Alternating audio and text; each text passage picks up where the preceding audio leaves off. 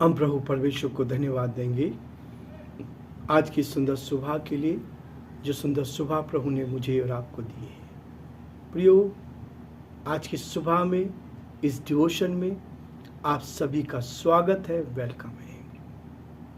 प्रभु आप सबको बहुत बड़ी आशीष दे। लिविंग क्रिश्चियन मूवमेंट फेलोशिप कलीसिया की ओर से, इस मिनिस्ट्री की ओर से मैं आप सबको धन्यवाद देना चाहूँगा और स्वागत और वेलकम करना चाहूँगा कि आप बराबर हमें प्रोत्साहित कर रहे हैं और हमें आनंद होता है, खुशी होती है, ताकि हम और अधिक, जैसे भी हम कमज़ोर हैं, निर्बल हैं, प्रियो, हम जानते हैं कि कमजोरी है, वचन की गहराई को समझना इतना आसान नहीं है, लेकिन फिर भी परमेश्वर हमें ताकत देता है, हिम्मत देता है, ताकि हम कमजोरी में भी इस वचन को प्रभु की महिमा के लिए प्रीच कर सकें, बता सकें। यही वो ताकत है हमारी, यही शक्ति है जो हमें विवश करती है, ताकि हम परमेश्वर के वचन को और अधिक दूसरों तक पहुंचाकर प्रभु की महिमा कर सकें और उसके नाम को धन्य कह सकें। आज का वचन फिर से हम पढ़ेंगे, प्रकाशित वाक्य उसका 19 अध्याय और उसके 2 पद से लेकर 12 पद तक मैं आपके सामने पढ़ूँ। 9, 10, 11, 12 3 पदों को। 9 पद में लिखा है, तब सरदूत ने मुझसे कहा, ये लिख कि धन्य वे हैं जो मेमने के विवाह के भोज में बुलाए गए हैं। फिर उसने मुझसे कहा, ये वचन परमेश्वर के सत्य वचन है। तब मैंने उसको दंडवत करने के लिए उसके पांव पर गिर पड़ा और उसने मुझसे कहा, देख, ऐसा मत कर, मैं तेरा और तेरे भाइयों का संगी दास हूं, जो यीशु की गवाही देने पर स्थिर हूं। परमेश्वर ही को दंडवत कर, क्योंकि यीशु की गवाही भविष्यवाणी की आत्मा है। फिर मैंने स्वर्ग को खुला हुआ देखा और देखता हूं कि एक श्वेत घोड़ा है और उस पर एक सवार है और विश्वास योग्य और सत्य कहता है और वह धर्म के साथ न्याय और युद्ध करता है। 12 पद, उसकी आंखें आग की ज्वाला है और उसके सिर पर बहुत से राजमुकुट है। उस पर एक नाम लिखा है जिसे उसको छोड़ और कोई नहीं जानता। परमेश्वर अपने इस सुंदर वचन के पढ़े और सुने जाने पर आशीष दे। हम दुआ करेंगे। प्रेमी और दयावान परमेश्वर, हमारा हृदय आपके प्रति धन्यवाद से भरा है। प्रभु, इस पूरे सप्ताह भर प्रभु आपने हमें संभाला। सोमवार से लेकर आज शनिवार का दिन आपने दिया। प्रभु, इस सैटरडे को प्रभु हम आप जैसे महान परमेश्वर के चरणों में झुके हैं। प्रभु, एक एक दिन आपने हमारी अगुवाई की, कमजोरी की हालत में, कमी की हालत में, तकलीफ में भी प्रभु आपने हमें संभाले रखा और अपनी महिमा ली। इसके लिए धन्यवाद। प्रभु, मुझ कमजोर को अपने हाथों में ले प्रभु जी, अपनी आत्मा से भर, सामर्थ से भर। मेरी नहीं, आपकी इच्छा पूरी हो प्रभु जी। और अधिक दिन बना, और अधिक नम्र बना, ताकि बहुतों के लिए आशीष का, आनंद का कारण बन सके। और जो सेवा प्रभु जी आपने दी है, ईमानदारी के साथ, सच्चाई के साथ आपकी महिमा के लिए पूरा कर सके और बहुत से लोग प्रभु जी आशीष को प्राप्त करने वाले हो सके। हम धन्यवाद देते हैं प्रभु हमारे इस प्रदेश राजस्थान के लिए। प्रभु जी, सारे प्रदेशों के लिए, उनके मुख्यमंत्री के लिए हम प्रार्थना करते हैं। प्रभु, पूरे देश के अलग अलग प्रदेशों को आपके हाथों में सौंपते हैं। प्रभु, वहाँ के मुख्यमंत्री को आपके हाथों में सौंपते हैं, उनको बुद्धि और ज्ञान से परिपूर्ण। हम प्रार्थना करते हैं हमारे प्रदेश के मुख्यमंत्री अशोक गहलोत जी को। प्रभु, आपका वचन हमें इस बात को सिखाता है, अपने अधिकारियों के लिए हम दुआ करें। प्रभु जी, हम धन्यवादित है कि आपने हमें अच्छा मन दिया कि हम एक दूसरे के लिए, अपने अधिकारियों के लिए, अपने मुख्यमंत्री के लिए, आप पूरे प्रशासन के लिए हम प्रार्थना कर सकते हैं। प्रभु, हमारी यही प्रार्थना है, हर एक को आशीष दे प्रभु जी। पुलिस प्रशासन को आपके हाथों में सौंपते हैं, आप उन पर भी आशीष दे प्रभु जी। आपका हाथ उनके साथ बना रहे, आपके नाम से उनके परिवारों को, उनके बच्चों को आशीषित करते हैं। और प्रभु जी, जो जिम्मेवारी आपने दी है, ईमानदारी से पूरा कर सके। हम प्रार्थना विनती करते हैं, हर एक को अपने हाथों में ले, ताकि हर जन आप में सुरक्षित रहे, आपकी महिमा कान बन सके और जो आपकी योजना है प्रभु जी वो पूरी की जाए। बड़े आदर के साथ हमारे देश के लिए, देश के प्रधानमंत्री के लिए, राष्ट्रपति के लिए प्रार्थना करते हैं, आप उनको भी अपने हाथों में ले, सुरक्षित रखें, अच्छी बुद्धि दे, ताकि इस देश का संचालन आपकी महिमा के लिए कर सके। बड़े आदर के साथ हम सभी को आपके हाथ में सौंपते हुए इस प्रार्थना को अपने प्रभु अपने उद्धारकर्ता यीशु मसीह के नाम से मांगते हैं, आमीन।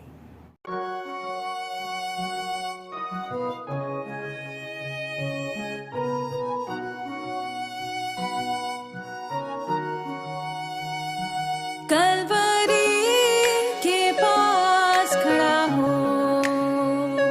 खून की धारा देखता जा, तेरे पापों का यही दाम दिया है मसीह यीशु ने।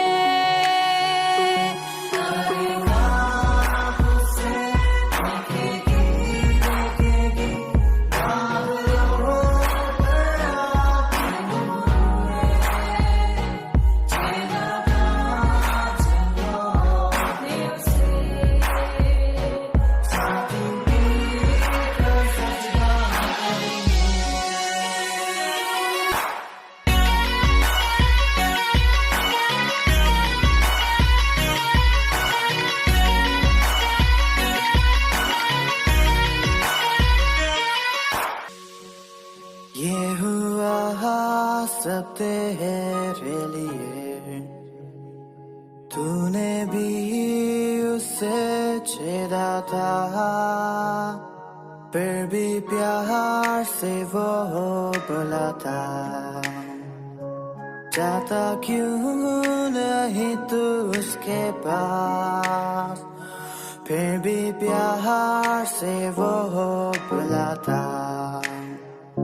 जाता क्यों नहीं तू उसके पास।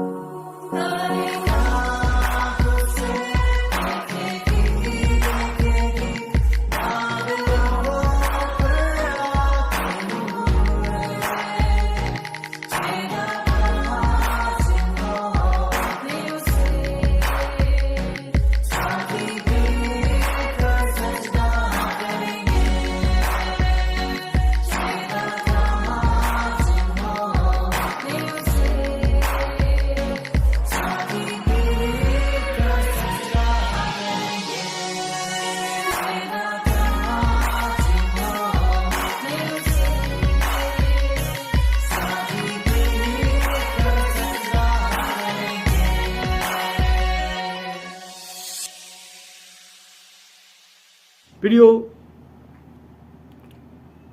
हम प्रभु हमें आत्मा से भरकर अपनी महिमा के द्वारा आगे ले जाता है। उसने कहा,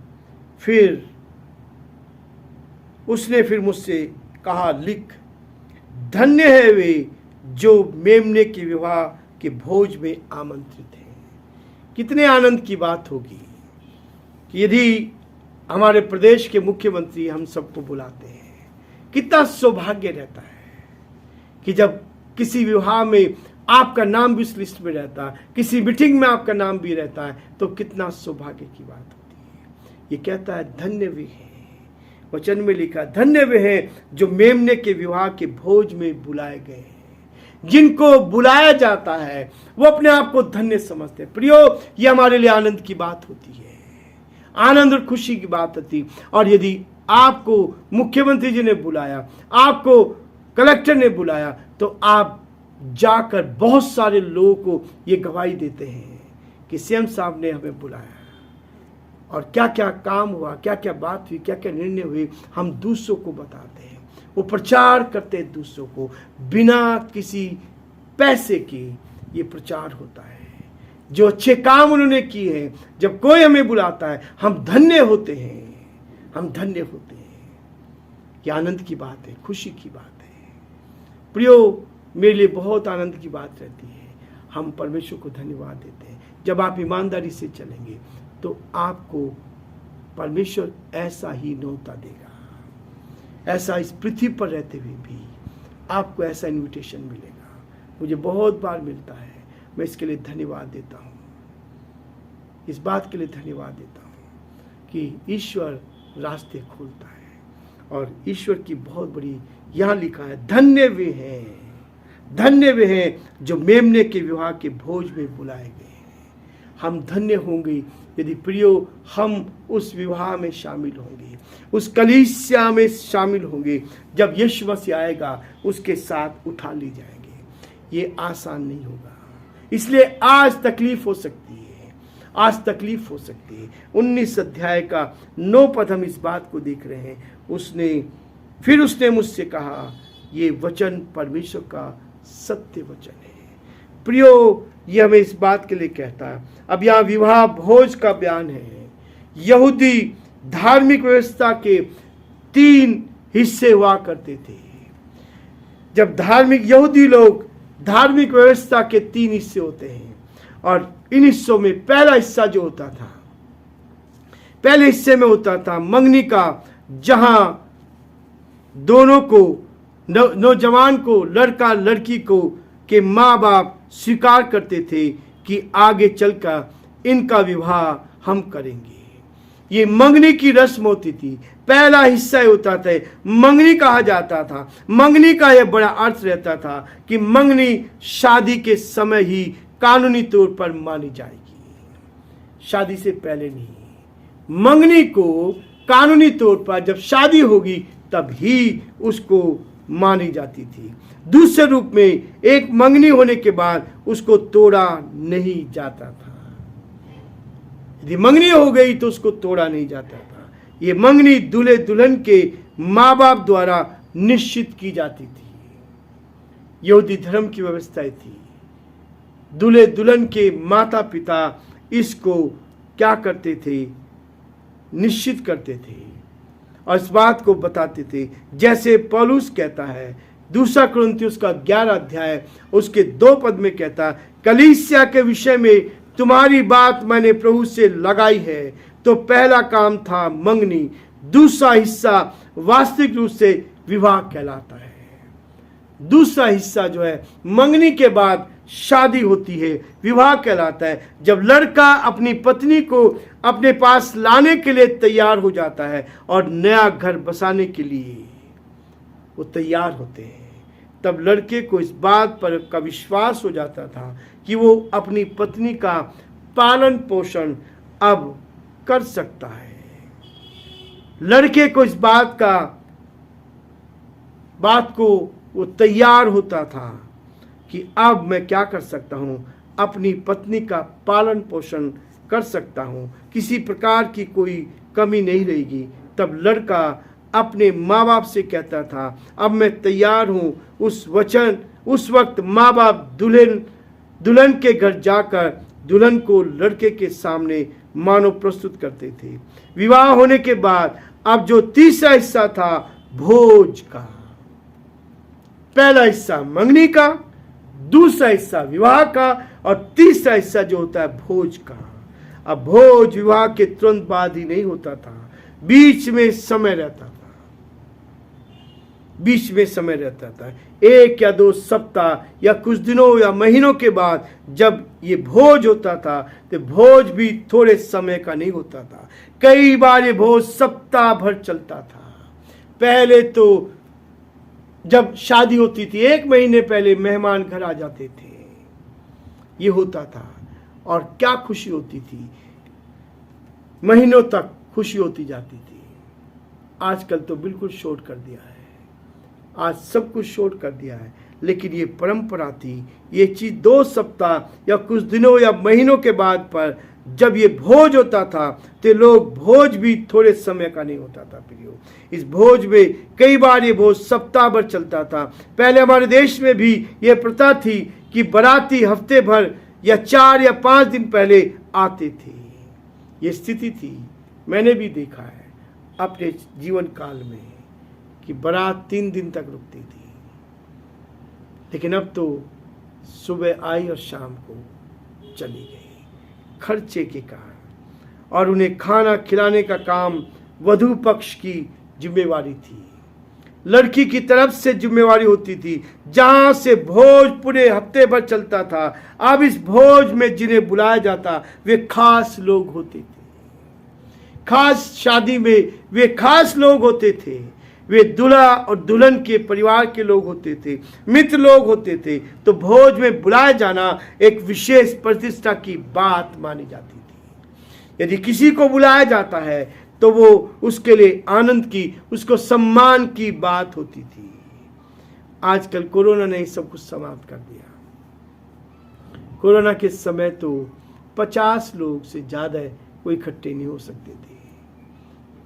जो प्रेम मोहब्बत था वो चीज समाप्त होती चली गई।